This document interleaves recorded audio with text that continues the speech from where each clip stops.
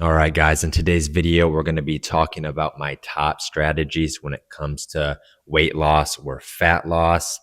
Starting off with the first strategy, which would be kitchen clean out. Yes, I'm going to be going over some of the items you have laying around the house that are killing your goals when it comes to fat loss. And yes, most of these things we're getting rid of are toxins. So don't think about it as you're wasting food when you're throwing crap like this into the garbage can. Part tart right here. I wouldn't feed this to a whore. So we're going to be getting rid of all that stuff. Don't worry about wasting it. That is a poison that you are getting out of your house. So why do we want to get rid of these things? These things are high calorie, inflammatory to your gut and the rest of your body, and are low nutrient density foods. So they're taking up a little amount of room in your stomach without giving you any vitamins or nutrients to fuel your body and keep you in a nice body composition. It's getting you fat. We're getting rid of it. And before I go over each of these foods that you need to throw away, get out of your pantry or fridge, I want to clarify that I'm not saying you can't ever have these foods again. We just don't want them in our house. We want to think about our relationship with food just like we would think about our relationship with a person. So imagine you had a toxic ex and you guys kept breaking up, getting back together, cheating on each other, fighting.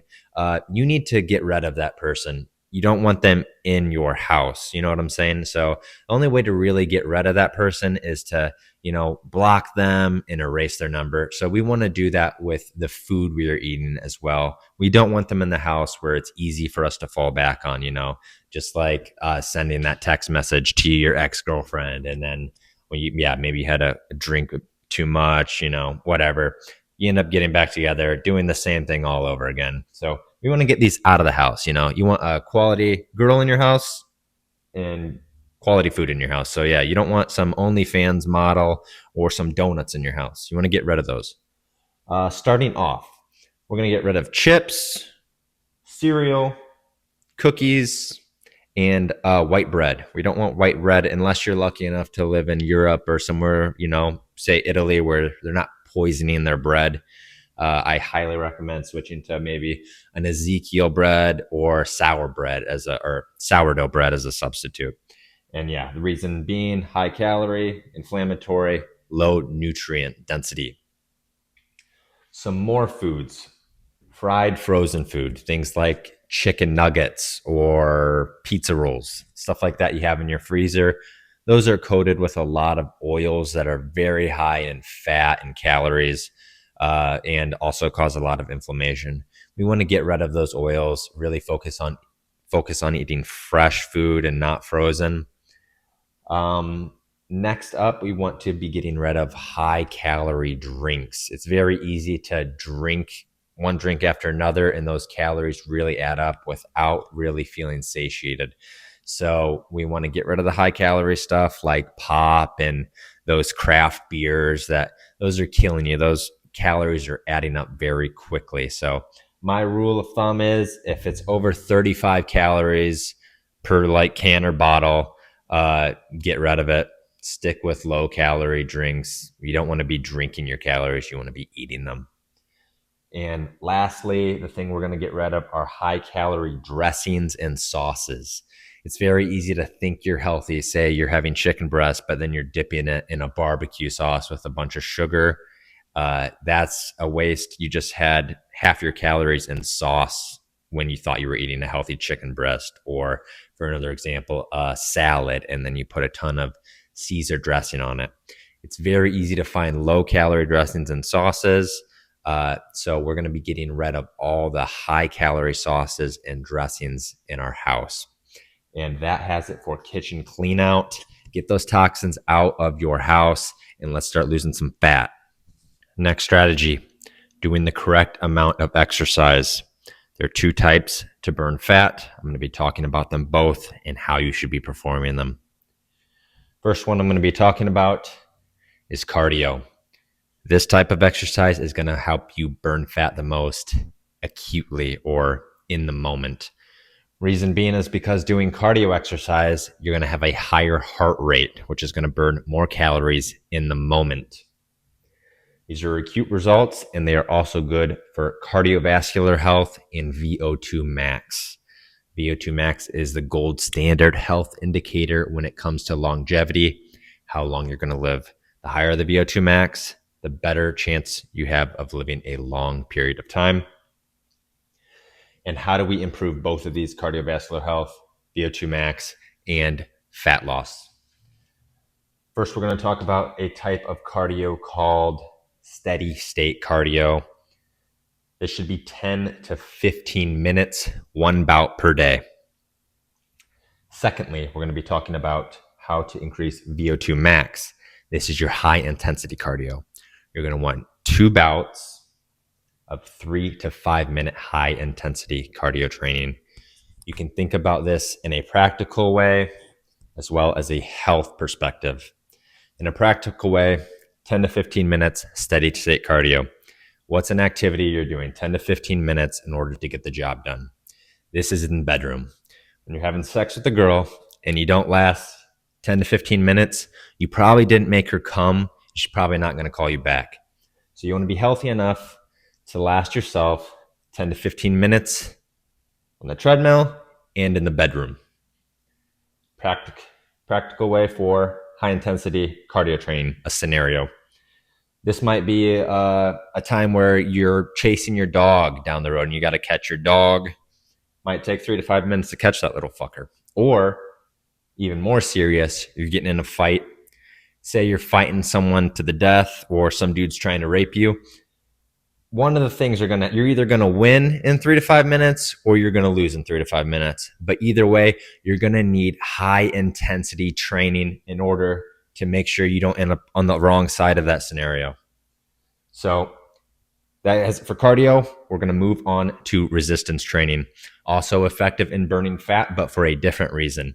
Whereas cardio is acute and in the now moment when it comes to burning calories, resistance training is the best long-term investment, and it is similar to passive income when you talk about money and investing.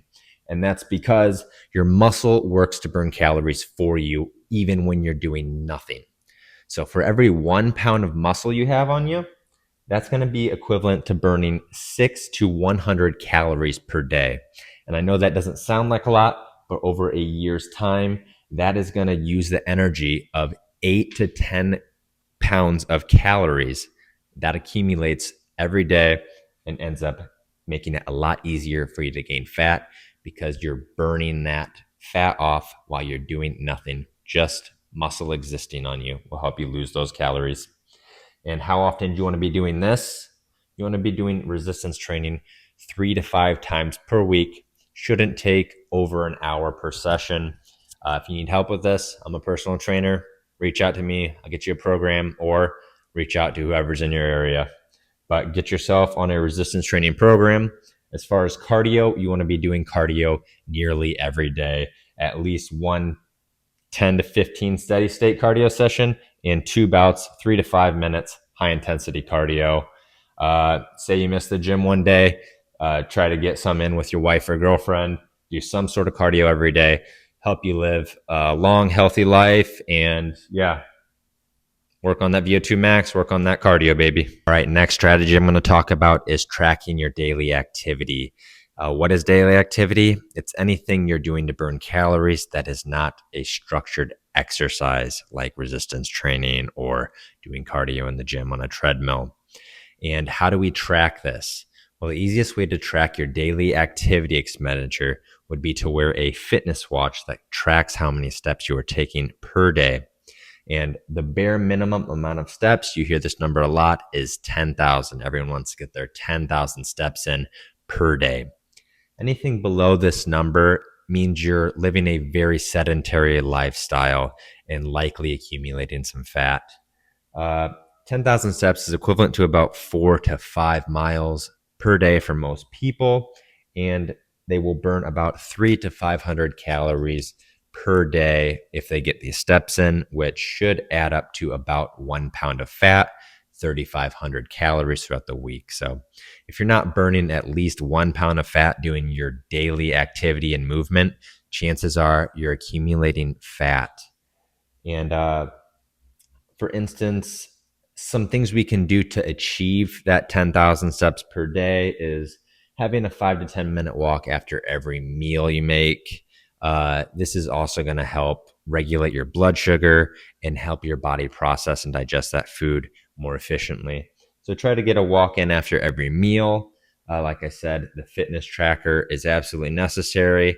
And one thing I highly recommend is if you happen to slip up throughout the day and have a beer or a bag of chips or a donut, just because you screwed up doesn't mean you have to let yourself get away with it. You can do something to mitigate some of the harm you've done.